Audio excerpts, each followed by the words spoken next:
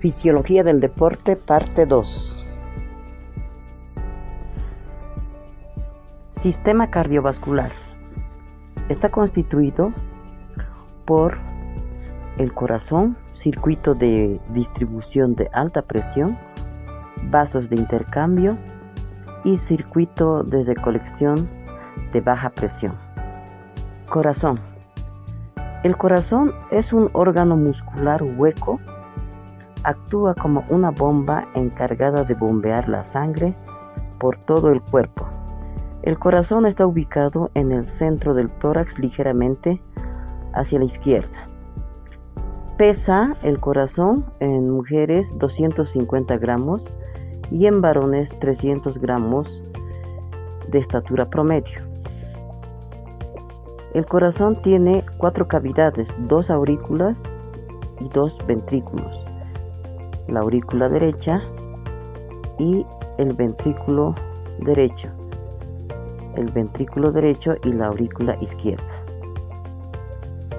El lado derecho del corazón recibe la sangre que pasa por todo el organismo y bombea la sangre hacia los pulmones mediante la aireación por la circulación pulmonar.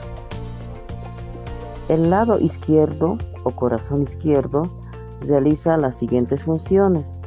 Recibe la sangre oxigenada de los pulmones y la bombea a través de las arterias hacia el resto del cuerpo. Otra función que podemos mencionar es que bombea la sangre por medio de la aorta a la circulación sistémica. La circulación sistémica es el proceso por el que la sangre oxigenada viaja desde el corazón a todo el cuerpo y luego regresa al corazón. El gasto cardíaco es la cantidad de sangre bombeada por cada ventrículo en un minuto. Es el producto del volumen sistólico, la cantidad de sangre bombeada en un latido cardíaco, y la frecuencia cardíaca, el número de latidos en un minuto. Un aumento en el volumen sistólico o la frecuencia cardíaca produce un aumento en el gasto cardíaco y viceversa. Por ejemplo, durante los ejercicios físicos, el corazón late más rápido para expulsar más sangre en respuesta a una mayor demanda del cuerpo. Cabe destacar que los ventrículos no eyectan toda la sangre que contienen un latido cardíaco. En un ejemplo típico, un ventrículo se llena con cerca de 100 mililitros de sangre al final de su carga, pero solo 60 mililitros son eyectados durante la contracción. Esto corresponde a una fracción de eyección del 60%.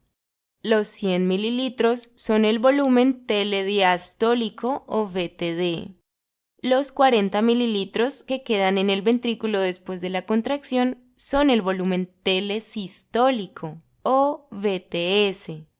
El volumen sistólico equivale al VTD menos el VTS y depende de 3 factores: la contractilidad, precarga y poscarga. La contractilidad se refiere a la fuerza de la contracción del músculo cardíaco. Cuanta más fuerza tenga la contracción, más sangre se eyecta. La precarga está relacionada con el volumen telediastólico. La precarga, por definición, es el grado de estiramiento de los cardiomiocitos al final del llenado ventricular. Pero como este parámetro no se puede medir fácilmente en los pacientes, se usa el VTD en su lugar. Esto se debe a que el nivel de estiramiento de la pared del ventrículo aumenta a medida que se llena con más y más sangre. Al igual que un globo, cuanto más aire contiene, más estirado está. De acuerdo con el mecanismo de Frank Starling, cuanto mayor sea el estiramiento, mayor será la fuerza de contracción. En la analogía del globo, cuanto más se infla el globo, con mayor fuerza es liberado el aire al desinflarse. La poscarga, por otra parte, es la resistencia que el ventrículo debe superar para que la sangre sea eyectada.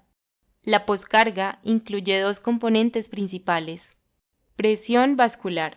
La presión dentro del ventrículo izquierdo debe ser mayor que la presión sistémica para que la válvula aórtica se abra. Del mismo modo, la presión dentro del ventrículo derecho debe superar la presión pulmonar para abrir la válvula pulmonar. En la hipertensión, por ejemplo, las presiones vasculares elevadas hacen más difícil la apertura de las válvulas, lo que resulta en una menor cantidad de sangre eyectada. El daño de las válvulas, como la estenosis, también presenta una resistencia elevada y conduce a un menor gasto cardíaco.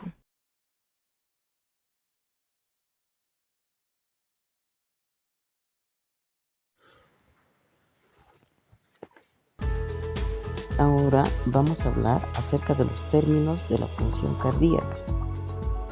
El ciclo cardíaco son todos los hechos que suscitan entre dos latidos cardíacos consecutivos.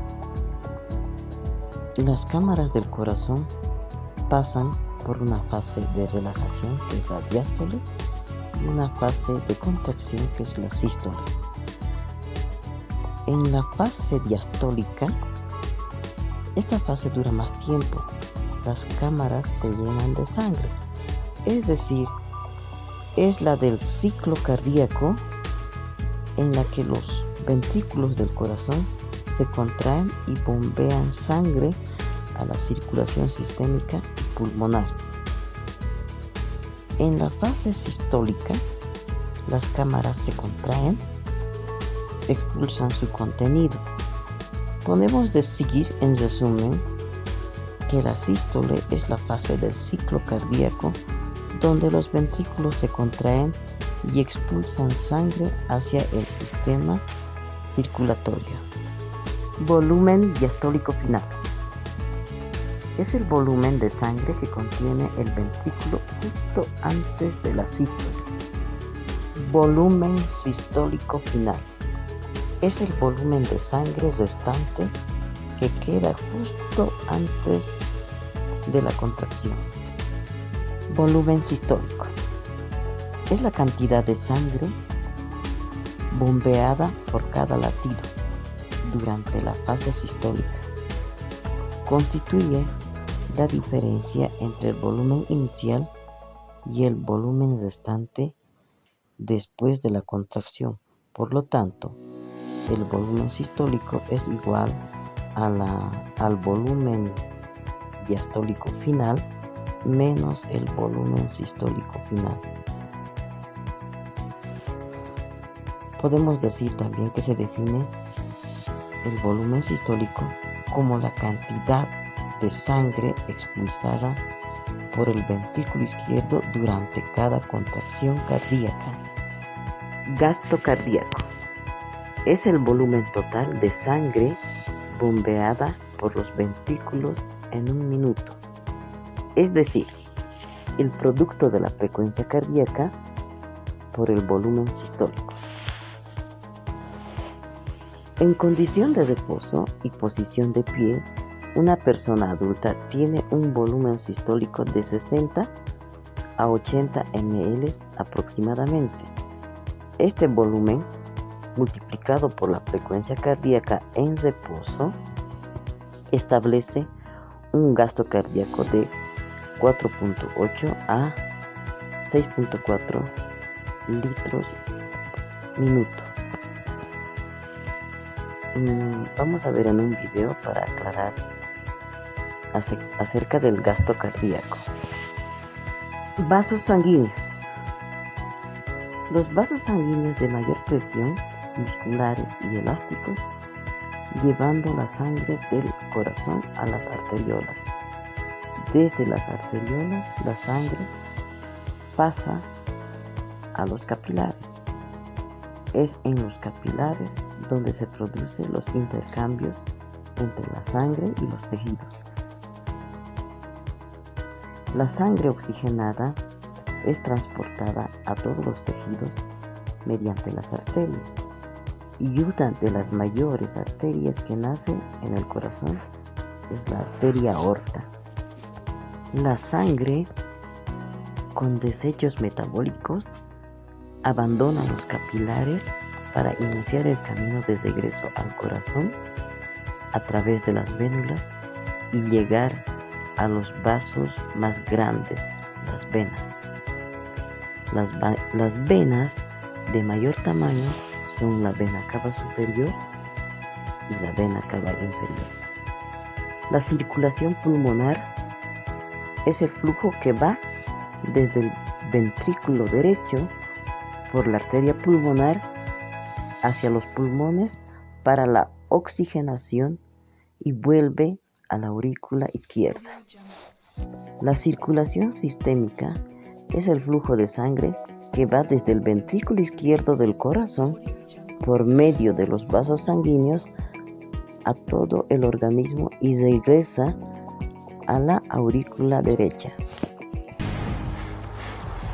Todos los vasos sanguíneos de una persona, es decir, arterias, venas y capilares juntos, suman cerca de 100.000 kilómetros de largo. Es como dar 2 vueltas y media a la Tierra.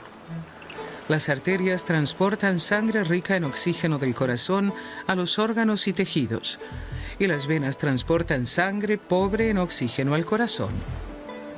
Los capilares son diminutos vasos sanguíneos que conectan arterias y venas. Son mucho más finos que un cabello y sus paredes están formadas por una membrana unicelular. Sustancias como el oxígeno atraviesan fácilmente estas finísimas paredes. Así la sangre transporta el oxígeno por las arterias a todas las células del cuerpo.